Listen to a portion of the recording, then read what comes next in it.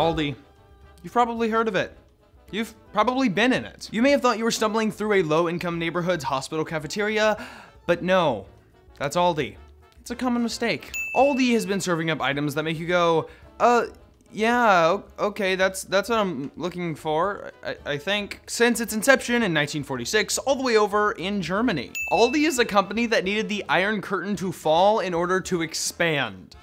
Think about that for a second. The brothers who ran the original Aldi had a dispute over selling cigarettes, so they split the company in half, financially and legally. But they both really liked being called Aldi, so they went ahead and renamed themselves Aldi Nord and Aldi Sud, which means North and South. But if you didn't know that already, stop watching this because you don't deserve a moderately funny, memeristic review of a grocery store. You deserve nothing. But yeah, as soon as the company turned 20 and could take care of itself, the brothers divorced in order to spend the rest of their days happy, not caring about the store, letting it become just another statistic. Now, the brothers didn't want to go around confusing everyone with their two Aldis, so they decided to create extremely unique logos for each store. I mean, really, really different logos. I can totally tell them apart at a moment's glance. For some reason, Aldi South operates under the name Hoffer in Australia and Slovenia. I'm not sure how anyone decided this was a catchy name, but okay, sure. Actually, no, not okay, sure. Just because the store had the name Hoffer when they acquired it doesn't mean they have to keep it. It's so close to just meaning cow that I don't even slightly understand the thought process. For those of you who didn't know, Aldi doesn't exclusively sell groceries. They also sell clothing, toys, appliances, dishes, computers. Pretty much everything at one point was sold at Aldi, including horse meat. But we'll get to that. In September of 2017, they made the decision to stock a book called The Boy in the Dress, which is the story of a transgender boy. Some people took issue with the idea of a store having a book on their shelves that promotes open-mindedness and being nice to people. So I guess this is just one of those sins that's only a sin because it's actually a capital S sin, right? Right? Aldi also carries caged eggs, which is controversial on its own, but it's not like they're alone in this practice. It was only when they went ahead and asked Facebook followers to comment their best animal joke right after their animal welfare policies were uncovered that they really entered the Bransons' territory. Memes like, why didn't the chicken cross the road? It couldn't, it was supplying eggs for Aldi. Or what did the chicken say to Aldi? Please let me out of this cage forever and always. Just a really bad PR move, guys.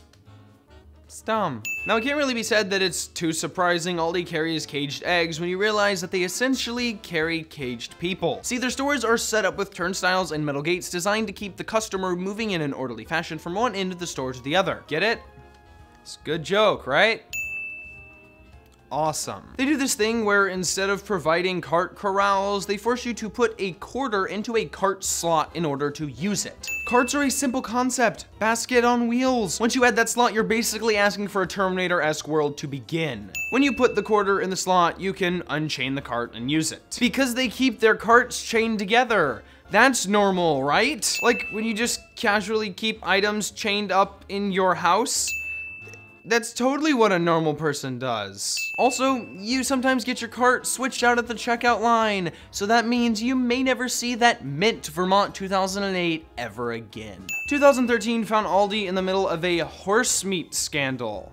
You know, where one often finds oneself. Turns out some of its lasagna and spaghetti bolognese contained anywhere from 30% to 100% horse meat. And as everyone knows, 29% horse meat is completely fine, which is what makes this sin so egregious. In 2014, Aldi accidentally labeled some turkey as halal. They apologized, stating they don't label anything as halal. In 2015, Aldi accidentally labeled some pork as halal. They apologized, stating that they accidentally sometimes label things as halal. Just kidding. Not about the mislabeling pork as halal, because that did actually happen. Just the apology. They had a bit of a rough patch where they sold potentially illegally sourced Indonesian furniture, and they had to be pushed by multiple environmental organizations to stop selling the potentially illegally sourced furniture. Irish farmers were so pissed at the grocery giant that they protested outside of an Aldi in Letterkenny after changes in prices and specifications cost them so much grief.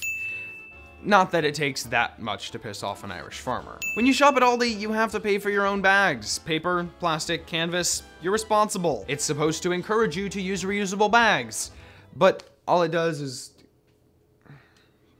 that. And finally, Aldi didn't start accepting credit cards until 2016, meaning you actually had to have money in order to shop there. No one in the US has money. Just ask that homeless guy off I-65. He'll tell you. What are we doing here? Shopping.